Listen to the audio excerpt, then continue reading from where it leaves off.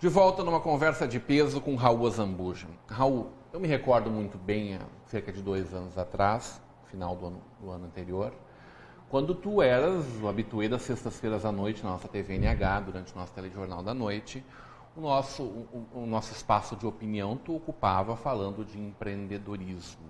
E nos últimos dias já te era muito custoso subir a nossa escada aqui, que não é nem um pouco acessível, né? É uma escada complicada, xarope.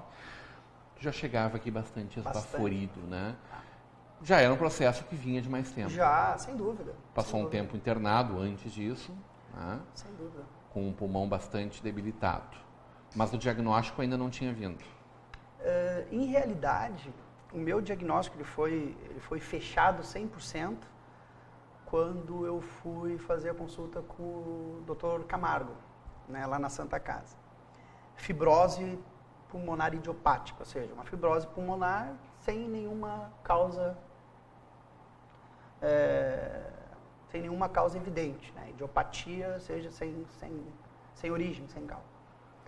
E a fibrose, para quem não conhece, a fibrose é uma fibrose pulmonar, é como se o pulmão começasse a se cicatrizar, criassem cicatrizes, né?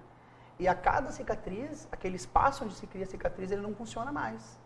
Então ele vai ficando rígido e cada vez menor. Então o nível de oxigenação dele vai perdendo a capacidade e, no meu caso, de uma maneira muito agressiva. Muito agressiva. Eu tive, por exemplo, um episódio quando eu fui iniciar os exames preparatórios para transplante. Uma médica entrou no quarto, olhou para os meus exames, olhou para mim, olhou para os meus, enfim, os resultados e disse: olha, tu tens de 8 meses a 1 ano de vida. E tu precisa emagrecer 30 quilos. Deve ser uma bomba na cabeça do cara. Sim. E tu precisa emagrecer 30 quilos em 6 meses para poderes entrar na fila de transplante. Quer dizer, aí eu fiquei pensando, só um pouquinho, só tenho 8 meses de... Aí eu comecei a fazer matemática, né? 8 meses de vida, de 8 meses a 1 ano. Vamos ser otimistas, né? Vamos botar 1 ano, né? Então me restam 7 meses, 6 meses para ter a chance de ter um pulmão. Aí eu perguntei, qual é a média né? Eu fiquei, mas isso nada foi discutido naquele momento. Simplesmente ela me deu essa notícia, conversou 5 minutos comigo e saiu do quarto. E me deixou lá com essa bomba. Olha, foi um momento bem estranho. Foi um momento assim de... Foi ali quando calou mais fundo, quando bateu a ficha, caiu? Eu acho que foi, Rodrigo. Sabe, eu acho que foi. Porque até então... Ela chegou para ser para ti naquele momento uma sentença de morte? Não, nunca. Eu nunca pensei em morrer. Porque tu sempre sustentou muito firme que não pensou que ia morrer. Não, mas nunca. Mas a gente te viu ali de teimoso, vivo, em cima de uma cama. O único momento, Rodrigo, em que eu titubeei um pouco foi quando eu já estava a 24 horas do transplante, né, que eu comentei, que eu fiz o transplante praticamente morto. E na sexta-feira, quinta para sexta anterior, eu fiz o transplante na terça-feira. E de quinta para sexta, veio um pulmão, veio a chance de um pulmão. Só que os médicos avaliaram o pulmão e ele não estava em condições de ser transplantado. Era um pulmão que não tinha condições de ser transplantado. E eu tinha recebido aquela notícia. Tu ficou sabendo que ele tinha chego, mas que não era para ti. Exatamente. Aí vem a frustração. Ali eu já estava extremamente debilitado, eu já estava extremamente lutando com todas as minhas forças, né? Tanto que na UTI, com a máquina funcionando para o aparelho, tudo. E ali até o meu irmão comentou comigo depois, né? Ele disse assim, mano, foi a primeira vez, porque o meu irmão me visitava, tudo, né? Acompanhou, né? Me visitava sempre. Foi a primeira vez que eu te vi com a cara de assustado.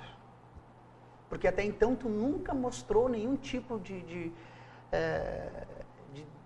espírito de derrotista, alguma coisa desse sentido, porque eu sempre acreditei que eu ia viver. Eu amo minha vida, Rodrigo. Eu amo tudo que está em volta de mim. Eu amo meus amigos, eu amo minha família, entendeu? Eu amo o que eu faço, o que eu fazia, enfim. Né? Eu amo tudo. Eu não tenho motivo nenhum para não querer viver. E isso me deu muita força, né? A força dos amigos, as orações, né? Enfim, eu tive várias manifestações de fé em volta de mim. Essa certeza de viver era fé? Eu descobri a fé, cara, né? Porque a fé, na realidade, no meu ponto de vista, é onde tu não encontra mais forças, onde tu pensa que não existe mais nada, tu encontra alguma coisa lá para te segurar.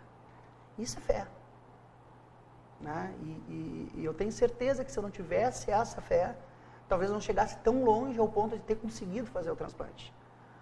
Porque quem me viu nessa trajetória, quem me viu na UTI, quem me viu no hospital do estado que eu estava, tanto que os próprios médicos pediram para a família se despedir, quer dizer, nem os próprios médicos, eles estavam já, a manifestação era de que eu não aguentaria mais 24 horas, depois eles viram que estavam errados, né? Eram 8 horas só. A gente errou, não era 24, eram apenas 8 horas, né? Porque quando eles abriram o pulmão já estava, né? E é fé, né? Tem que ter, né? Como é que o Guto aguentou todo esse momento? Olha, que eu vou falar? O Guto está com 12 anos, né?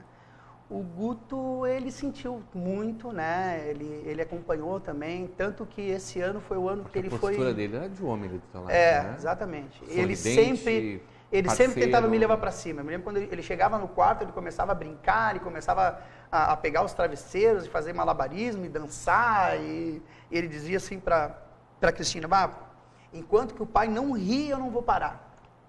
Né? Ele foi super companheiro compreensível, mas colheu os seus ônus, né? Porque ele está na 6ª série, é uma escola forte que ele está, e ele está já perigando não passar da 6ª série.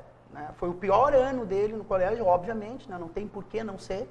Né? Claro. Eu até chamei eles, olha, Guto, se tu rodar na 6ª série, tu não tem que ter culpa nenhuma, porque eu até acho que tu fez muito, né? Para chegar até aqui com chance de passar. Ele ainda tem chance de passar. A gente está levando ele, aula particular, aquela coisa toda, né? Porque hoje é interessante hoje em dia, né? Tu paga os tubos para um colégio e ainda tem que pagar os tubos para alguém dar aula particular para teu filho. É sinistro isso, né? Mas acho que todo pai está se identificando com isso, né? Que todo pai já levou o filho para aula particular porque a escola não deu conta, né? Mas eu acho que ele ainda tem chance de passar na 6ª série, né? E aí a gente fecha o ano com chave de ouro. E teu pai e teu irmão sempre junto contigo, mas a tua mãe e a tua esposa, sem dúvida. Essas eu te confesso que eu não sei de onde tiraram tanta força. Se não fosse elas... Foi uma maratona, né? Foi. 5 meses em cima de uma cama? Por aí. Porque eu fiquei no hospital 2 meses, né? E mais 2, 3 meses em casa, deu uns 4, 5 meses, né? Agora é que tu começa a dar os primeiros passos, né? Isso. Caminho ainda, pequenas distâncias, tenho que recuperar a minha massa muscular para poder me sustentar, para não ficar tão cansado. Um processo lento. A cadeira de rodas tu abandonou? Não, a cadeira de rodas eu uso para longas distâncias, né? Quando eu sei que, por exemplo, eu vou ter que dar uma saída e tal, de repente num shopping, alguma coisa assim, uma passeada onde tem uma distância um pouquinho maior, eu uso a cadeira de rodas. Agora, as pequenas distâncias dá para enfrentar com tranquilidade, caminhando. Doeu usar a cadeira de rodas? Doeu no sentido Porque eu imagino que tenha sido... A gente conviveu com algumas pessoas perto de ti, e uma das pessoas que está com fibrose pulmonar, um Campelo, que a gente acompanha no Facebook, narrou esses dias a história de um momento que ele entrou no trem com o oxigênio, né? Sim. E as pessoas, por ignorância total, se afastaram dele, né? Pensando no contágio, pensando na... O Brasil, de maneira geral, não está preparado para acessibilidade. Né? Não existe nenhuma preocupação com acessibilidade. O próprio shopping aqui, até vou falar do Bourbon, por exemplo. O Bourbon, ele tem no térreo, no subsolo, no estacionamento subsolo, onde não se pega chuva, uma vaga para cadeirante. Tá lá, bem grande, um adesivo, cadeira de rodas. Aí tu coloca o carro lá e vai até o elevador. Cadê o elevador? Não existe elevador do subsolo de garagem até o supermercado. Mas a vaga de cadeirante está lá. E aí tem que se equilibrar na esteira. Não. Aí eu tenho que pegar o carro, foi o que aconteceu comigo, tem que pegar o carro, tem que dar toda a volta aqui por cima e tem uma vaga de cadeirante em cima. Então tu tem que botar em cima, e aí em cima ali sim. Aí Ali tudo bem, ali tem um caminho e tu vai, mas pô, para que ter uma vaga de cadeirante num andar que não tem... Quer dizer, mesmo as empresas que a gente sabe que existe essa preocupação, porque eu estou falando de uma empresa excelente, né? Né? E eu tenho certeza que eles vão consertar isso. Né? Tem essa dificuldade, né? Então, a vida de quem usa cadeira de roda é extremamente limitada. E, às vezes, os próprios empresários, já que a gente está falando, fazer um link com o empreendedorismo, né? Os próprios empresários não se dão conta que essas pessoas elas têm um poder aquisitivo, essas pessoas elas consomem, essas pessoas elas têm que ter lazer, essas pessoas elas têm que ter uma vida ativa. Então, quando tu não prepara o teu negócio para esse tipo de pessoas, tu está limitando o teu público. E eu tenho certeza que todos os, por exemplo, restaurantes, eu só vou em restaurante hoje que tem esse nível de acessibilidade. E mesmo agora que eu estou caminhando, que eu posso ir em qualquer lugar, eu ainda prefiro ir em restaurantes que tenham essa acessibilidade. Quer dizer, tu fica marcado. Claro. Tu entende? Natural. Natural, tu fica marcado. Mas é. O Camargo é um anjo. Cara, o Camargo, ele é um... É uma pessoa de excelência no mundo, né? Ele é o concurso, né? Ele é um profissional fora de série, né? Tu não conhecia ele quando tu caiu na mão dele? Não, cara, foi estranho, porque a minha esposa, a Cristina, que até deu uma macabra coincidência, entre aspas, né? Porque eu por 2 vezes eu não fui na consulta que a Cristina marcou. Sei lá, negação, aquela coisa, né? De achar que não precisa e tal. E na 3ª vez eu fui, era uma sexta-feira, né? Que foi onde ele realmente olhou olhou 7 segundos a tomografia. E disse, não, cara, tu tem que ir pro transplante. Esse pulmão aqui já tá indo, tu não vai durar muito tempo. Ali também foi um choque. Foi logo depois da internação que eu contei a história da médica que me deu 1 ano de vida. E se eu não tivesse ido na sexta-feira e deixado para segunda, eu acho que eu não teria o tempo das 24 horas para o transplante. Quer dizer... Nossa. A gente começa a pensar nessas coisas, né? A gente começa a pensar nessas coisas. Mas o Camargo é uma figura fantástica, né? Ele é um ser iluminado, assim, né? E uma coisa que eu gosto do perfil dele, ele arrisca, né? Por exemplo, agora mesmo teve um caso de uma menina mexicana que precisava de um transplante pulmonar, entrevivos. Então, quem ia doar ia ser o pai e a avó. E eles foram para os Estados Unidos, e lá nos Estados Unidos, os médicos não quiseram fazer o transplante em função do risco que aquela menina correria. Eles não quiseram, não tinham condições, nos Estados Unidos. E o médico dos Estados Unidos, pelo Camargo ser uma figura internacional, o próprio médico dos Estados Unidos recomendou, olha, se existe alguém no mundo, que pode ajudar a tua filha, é lá no Brasil, Porto Alegre, Dr. José Camargo. Na nossa Santa Casa. Na nossa Santa Casa. Ela está bem, já está em casa. Que maravilha. Sucesso o transplante. Que ainda é uma coisa muito recente, o Intervivos? Não, ele o Camargo... Ele tem uma zona de segurança? Não, ele foi... O transplante Intervivos foi... O primeiro médico que fez esse transplante foi o Camargo na América Latina. Nas Américas, aliás. Antes mesmo dos Estados Unidos. Ele foi o primeiro. Ele está na história da medicina. Hoje, quando se fala em pulmão, transplante de pulmão, sem citar o trabalho do Camargo, é um trabalho incompleto. E a gente, nossa aqui, e gremistão, que é mais importante. Ele é gremista. É talvez o único defeito que ele tem. Raul, como é que fica a tua... Tu já falou de como muda para ti a tua vida, mas eu sei que tu pensa em fazer por mais gente a partir dessa tua experiência, né? O que está vindo por aí?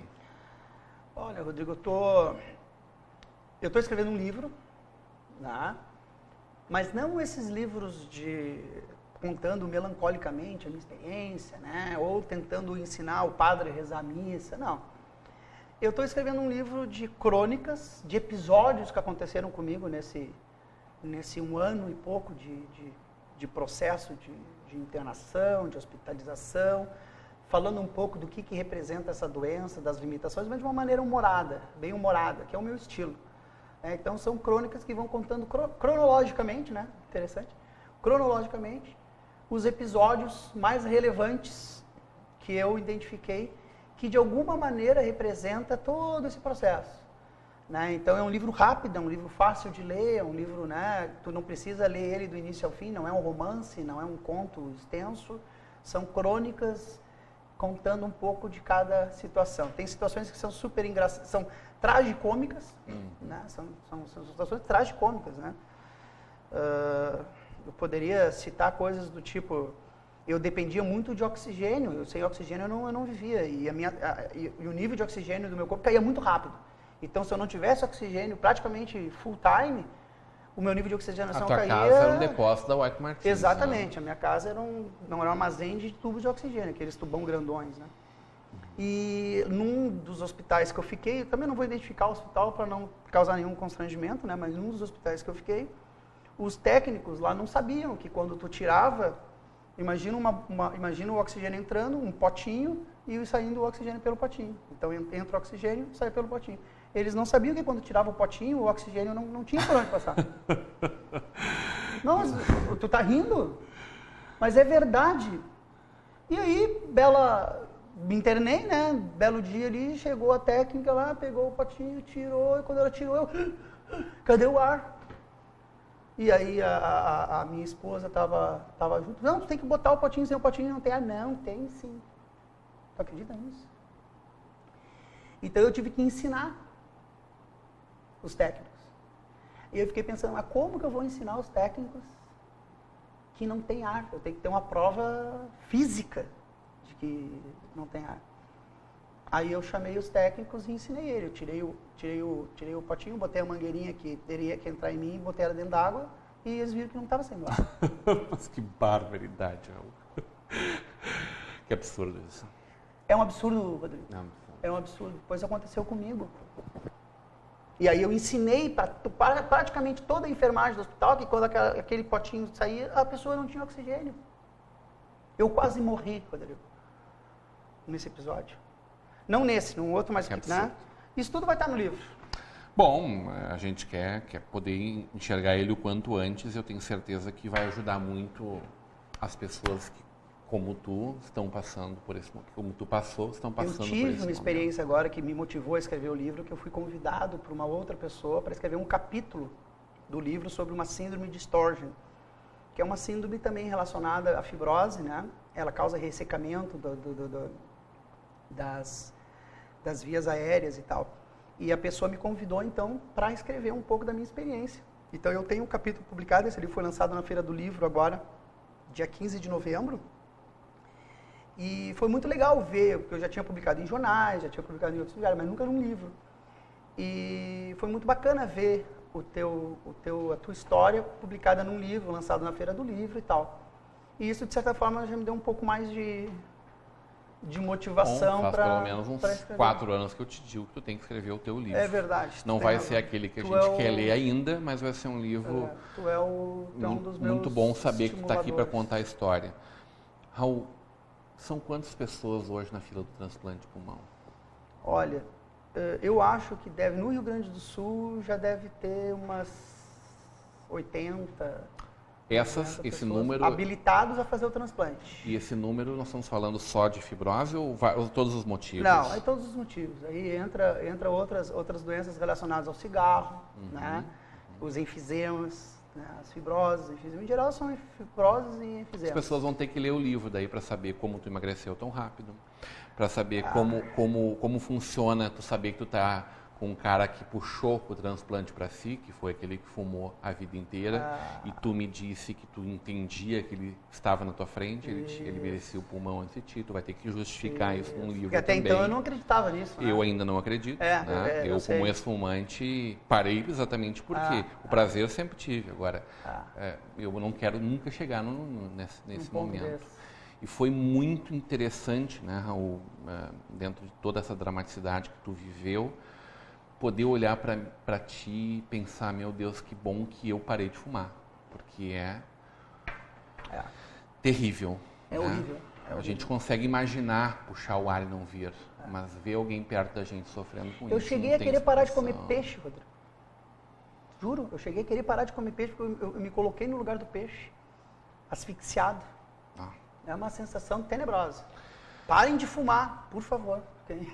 E tu vai fazer também um trabalho para que as pessoas se conscientizem da importância de doar órgãos, eu estou tentando organizar um projeto que eu tenho, já que tu comentou, além do livro, eu estou tentando criar uma associação, porque hoje nós temos um grupo de transplantados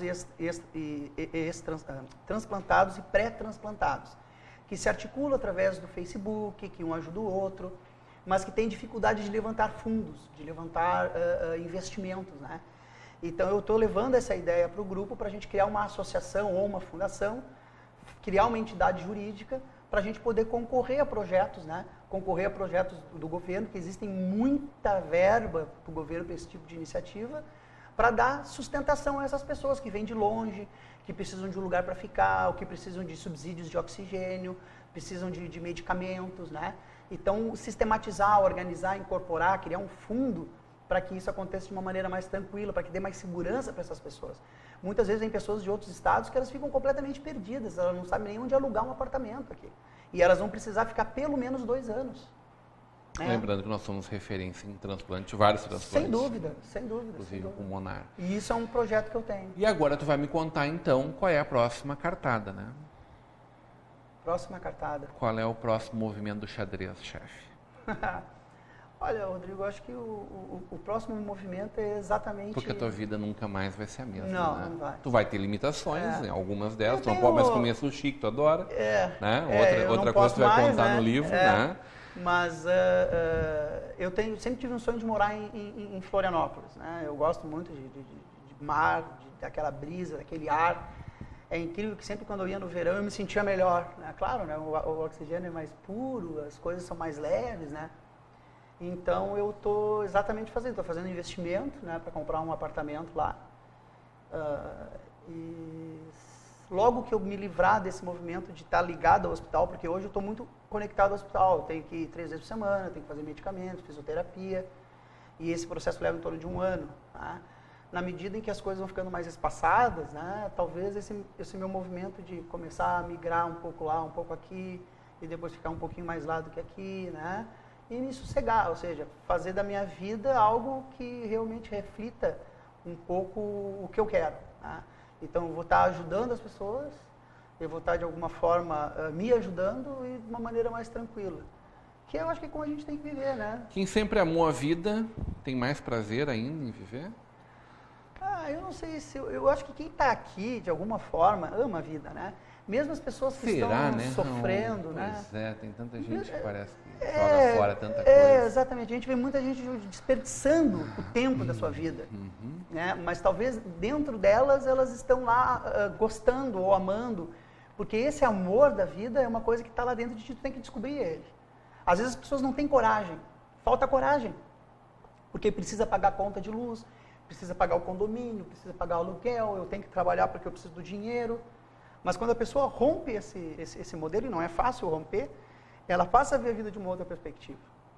E essa perspectiva eu já enxerguei. Cristina, tua esposa está me falando dos cursos que nós teremos pela ProMais agora no começo do ano já, com turmas pequenas e tal. Isso, é um projeto. E ela me contou que tem teu dedo ali também. Tu não trabalha mais, tu não pode nesse momento te envolver em atividades, né, pelas recuperações. Mas a cabeça continua funcionando a milhões, né? Porque a ProMais é uma escola, a gente tem o nosso grupo de professores, né? Então a gente planeja agora para o verão um projeto que a gente chamou de Top 6, ou seja, só 6 alunos, para cursos bem especializados, né? Bem práticos, bem úteis. E as primeiras turmas agora, se eu não me engano, acho que está programado para o dia 10 de janeiro, começar uma primeira turma ligada à prospecção comercial. E depois a gente vai fechar uma outra turma ligada à elaboração de propostas comerciais, montagem de plano de negócios, ou seja, coisas bem focadas, bem específicas, com um público bem restrito, tá? Para exatamente cumprir essa meta, né, da escola de consultores e negócios. Né? E uma versão pocket do nosso curso de formação de consultores. Né? Uma versão mais curta, mais introdutória. Eu tive a oportunidade e o prazer de ter feito já. Participasse da primeira turma. Grande prazer falar contigo. Obrigado pelo carinho. Eu que agradeço estar aqui. E obrigado por estar aqui com a gente. Eu agradeço a ti, agradeço a todo mundo em casa, né? E se Deus quiser, estaremos nos vendo com mais frequência. Né? Obrigado, Rodrigo. Vida longa. Obrigado. Hoje, numa conversa de peso, com o homem do marketing, de gestão e estratégia de negócios, transplantado de pulmão, Raul Azambuja. Continue agora com a programação da nossa TV NH e da nossa rede Comunidade de Televisão.